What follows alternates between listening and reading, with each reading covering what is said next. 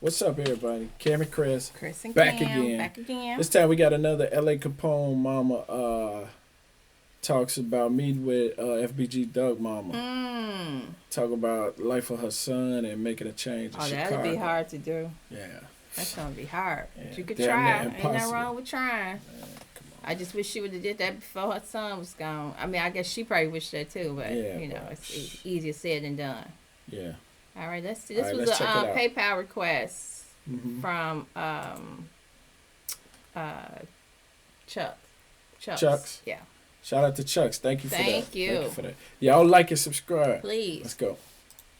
Oh, Drea O. Drea O. Drea O. Drea O. Drea O. I'm from Chicago, and My name is Deidre Morris, Oh, look. always known as Mama Capone, and my son was L.A. Capone.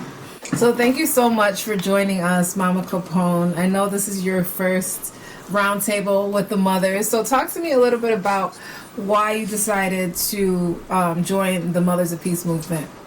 Sheena came to my event that I had, Mama Duck, for Mother's Day, so I feel like I wanted to come and be a part of this as well. What were your thoughts on the first edition of the Mothers Roundtable?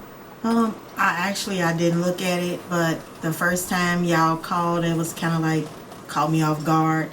It was like last minute, and then I was wondering like, okay, I don't know if I want to do that. I need somebody else to come from my side, from one of my son's friends' mothers, but it was last minute, so you know, I don't know. I didn't do it, but I'm here now. So Talk to me about your son, the legacy of your son. What was he like growing up? he was a smart boy. He knew how to read like chapter books at 4 years old. He was an honor student. He was athletic, silly, and he was a spoiled brat because he was my only son. So he was like the king of my house, like my everything. So what was he like as a teenager? I guess around the time that he started to do music. He had been rapping since like 5 years old, like just playing around with it, but he got serious about it in the teenage years. And at first I was like, oh, you want to be a rapper, you know, okay, whatever. You know, I wasn't really into it until I started seeing he was serious about it. So then I kind of like got on board with it. But the stuff that he did outside, like I wasn't really in tune with how serious it was, you know, the magnitude of it at first. When did you discover the popularity of your son and the way that he was impacting the culture? When I first heard 600, when I heard it, I was like, oh yeah, he for real. He for real about this. Like, I remember it was August 2012, and it was my sister. She was having a luau, and she played it for the first time, and I was like, okay, you know, he for real. Like, he got some talent. All right, okay. And yeah, that's when I really started like really getting into it and like listening and paying more attention to what he was really doing. Did you have any idea about like his outside dealings? I wonder why. What she wanted. She didn't say what she wanted him to get into. You mean Like, she was like, I ain't want him to rap. I wanted him to play basketball, play football, or something. Go What to was he college. already into? maybe he was such a good student where she make it sound like maybe she just thought he was gonna go and just go that route, you know, graduate, go to college, because she really sound like, she said he was really smart. So sometimes you don't just be thinking about, you just like, he gonna make it. He just gonna get out of here and he gonna be gone. Get into that rap stuff. You could use you too smart. Some just think you too smart for that. You know what I mean? Like, I'd rather see you in college or something. But she didn't say, so that would be good to know. With his friends and No. At home, he was a nice, respectable boy. He went to school. I took him to school every morning.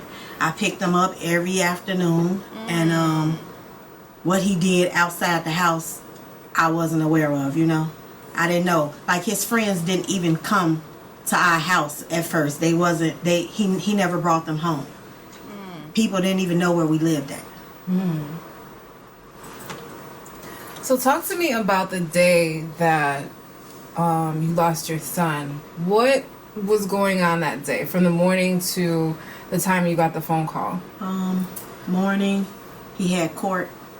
He was with his friends. They was in a stolen car or something, so he was going to court for that.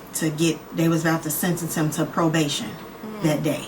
And my daughter had a conference at school, so he went to court with his friend and his mother. And I took my daughter to the conference or whatever. So I talked to him at the court, and he told me what happened.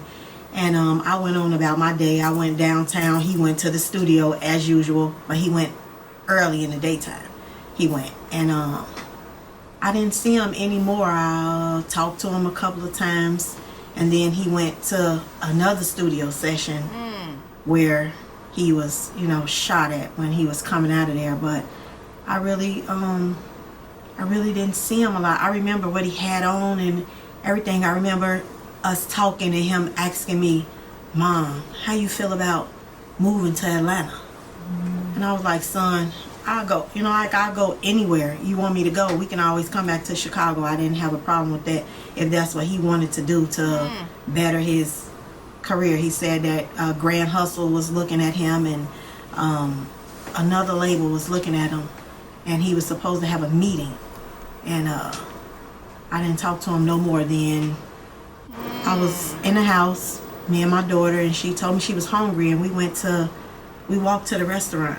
This restaurant, I've never been there before. It was my first time going there. We walked, and as we got to 71st Street, I looked to the left. I saw police sirens, and I'm like, man, something happened down there on Stony Island. I looked to the right. It's sirens down there. Something happened down there. I said, "Dad, somebody gonna got shot on both ends." But not thinking nothing of it, got her cheese fries. We went back home. When I had left my phone, and when I got back home, I had like 7 missed calls from my friend. And I called her back. She told me that somebody had called her and told her that he had been shot and to call me. But he was alert, he was woke or whatever. So I'm like, okay, well, I didn't feel nervous or anything. I just got in my car and went to the hospital or whatever. And I got there, and I still didn't feel nervous. So I didn't feel, I didn't feel nervous at that point. I just was waiting. I tell you how normalized it is. Right, because if you call People me get shot, and it's like, and she's like, "Okay, me going up to the hospital." yeah, because he I'm had not been sure if shot he got before. right. They said he had been shot before, but I'm still saying, like, right, that's crazy. You see the siren, like, somebody got shot. Oh, on both ends, somebody just got shot. Okay, well, let's walk on back home. And then you get a phone, you like, oh, okay, well, let me get on up here. Like, I don't know. Again, maybe it's just her way of. I'm saying it's normalized. When you living in that, it ain't nothing. Yeah. Whatever, and I said, okay, well, my mama was there. She wanted to go play the lottery. She's a lottery person. So I said, okay, come on, we're going to go play the lottery. We leaving out, Lil Durk, all them neighbors coming in. And we walked to the 7-Eleven, played the lottery, came back, went upstairs to where everybody was at waiting. And I started, seeing police coming. He had been shot prior, the year before. No police, no nothing. This time, it was police in suits and all that, so it started making me feel like something, like a worry inside of me. I said, well, my niece was there. She wanted some donuts or something. I said, I'm going to go downstairs and get her some donuts. And then I remember going down to get the donuts, and then I was at the elevator, and I heard my mother. I heard my mother yelling from the 5th floor. I heard a scream, like a loud screech. I'll never forget it. She was hollering to the top of her lungs, and I was just saying to myself, oh my God, You think the whole time she didn't want to go up there? I think she was trying to keep herself, busy. That's why she was like, yeah, let's walk and go to the store. Yeah, okay, you want some donuts? I'll go get the donuts. Versus, I'm quite sure she was just trying to. Yeah, she didn't want to see it, know about it. No, Yeah. she just wanted him to walk up and be like, I'm all right. Or just, this can't be happening. You don't want to go see nothing. You want to. Yeah. Oh my God, I know what that meant, And when I got up there, they was just all over the floor, screaming, hollering, and they said that he had died. And it just like, I don't know, it did something to me. It just like made me shut completely down. They were all up there screaming, hollering, crying. I just got back on the elevator and I went back downstairs because I didn't know how to like process it. I couldn't process it in my head. I know it happened, but I just didn't want to face it or realize it, accept it. And I stayed downstairs for a long time. And then when I finally came back up, they told me that I couldn't see him. They said I couldn't see him because his mother had already seen him. And I'm like, I'm his mother. But my mother had went in my immediate family. And it was so many people, like 200 people it seemed like was there. And they told me if I can get all those people to leave, they'll let me see him. And I just started pushing them and telling them they got to go. Y'all got to get out of here. I need to see my boy. I need to see my son. So they left, and they finally let me see him.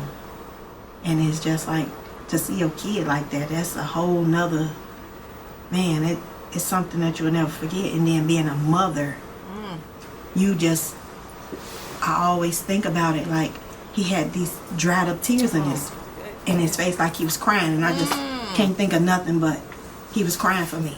Like he wanted his mama. Every kid wants their mama when something going on with them, That's your first thought is, oh my God, I want my mama. And then I just couldn't think of nothing else but that. I saw him that I couldn't touch him. They said don't touch him, just from the head up. So I asked them to give me some scissors and they let me cut a dread out of his hair because I was like, okay, maybe one day somebody might say they had a baby or anything and I needed some of his DNA. So I took a couple of them and put them in a bag and I left. But he looked asleep, but he looked like he had been crying. And it fucked me up. I ain't gonna lie. It did. It did something to me. It's something that I would never forget. Oh my God. It's like the internet is like a blessing and a curse at the same time.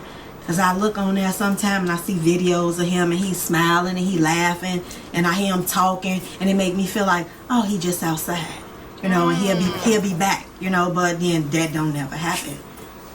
So it make me feel good, but it make me feel bad. And then it's like when I look and I'm flicking through and I see his friends and they going on with their life. Some of them millionaires now. It make me feel like, damn, why that happened to my son? Why my boy?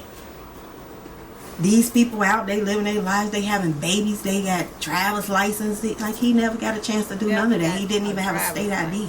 He was a baby. Gosh.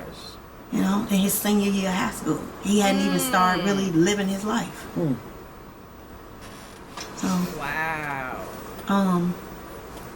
I love the fact that people are still on the internet, and every day I see it in my timeline. Every day, all day long, something of my son. Or if I post a picture of him, so many people leave so many comments. That's a wonderful thing. I love that, and the love is from everywhere. It's like Africa, Australia, Switzerland, fucking New York.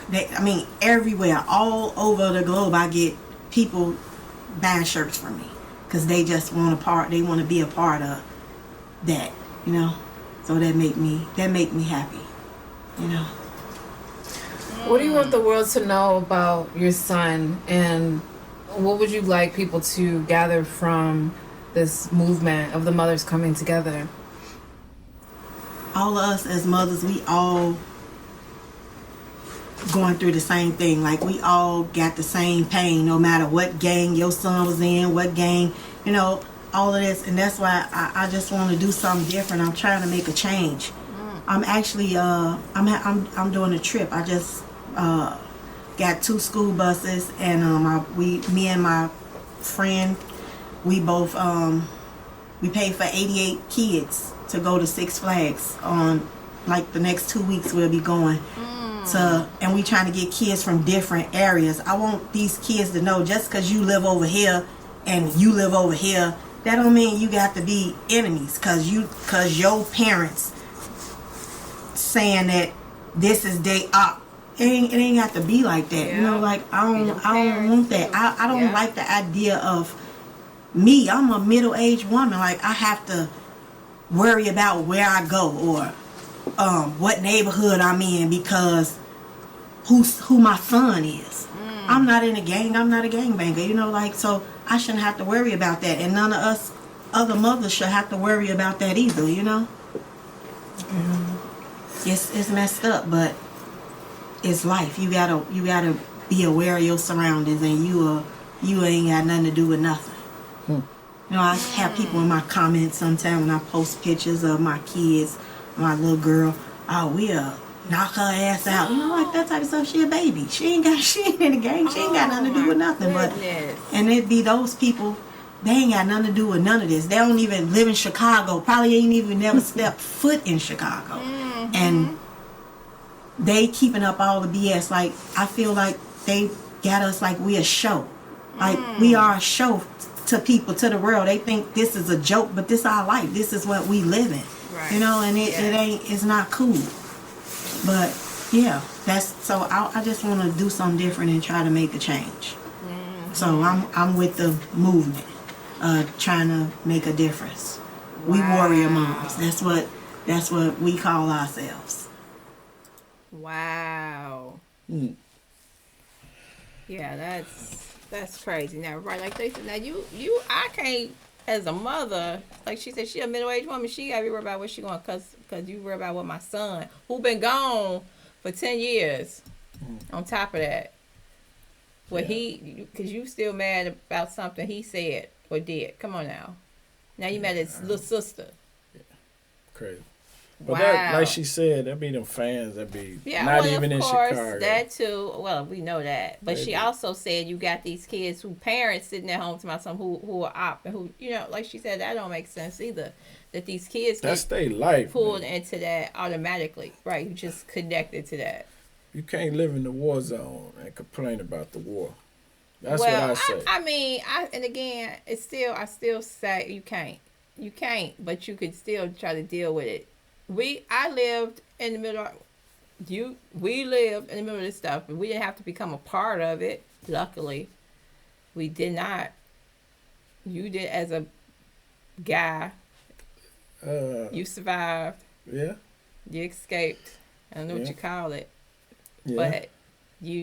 But how I see him like that could have been you, a nice guy, smart, but he was just caught up in I was in the background. I know, that's what I'm saying. Like all the dudes like them, I was the one in the back. Know, and just I wish with them, hanging out. That's how it looked like he should have been. But he had so much potential, of course. He had to stand out because of what he was trying to do. So, I mean, he seemed like a good guy. He was, I mean, I heard it's stuff out there that he did. Mm-hmm. So, he was living that life. He was living that life. If you living that life, you're not innocent. No, I didn't say, but what I'm saying is he looked like he could have gone. Yeah, we both say that. He looked like he could have. Route and been that guy where you be like, what? You especially the ones. That's what. It's a difference. Like especially the ones you always hear about that was smart. Mm-hmm. They always be like he was on the honor roll. Yeah, we hear that 100 times. But it's some kids that be like oh, he been bad. Yeah, he go to school. He dropped out. Right. Yeah, you just knew he was going down there. Right, and some of you be like, dang, he could have done. He could have. But X, some of them can't. And some of them can't. Life. And I think he could have. Yeah. That's the difference. Yep. That's the difference. Like she said, he should have been right there with Buka and Dirt. Right. You know, yeah. Mm-hmm. But him and Rondo number 9. Yeah, and I always say him and Rondo they were, to me, see, that's a good example. Rondo seemed way more. Like he was the bad kid. He was the bad kid. He do. Yeah, he just his brother. Right. Oh yeah. Oh, can you imagine his mama dealing with both of them? They probably was good kids to their mama. To the mama, They yeah, go but outside. she beat the teachers at school and come on, babe. You know they was cutting up. But wow. Them too. Good but interview. good. That was a good interview. That was wow. Shout out to Chucks for that one. Thank you. Yeah. Thank you. Y'all like this video, subscribe, hit the notification. Yes. All that. Thank y'all. Wow.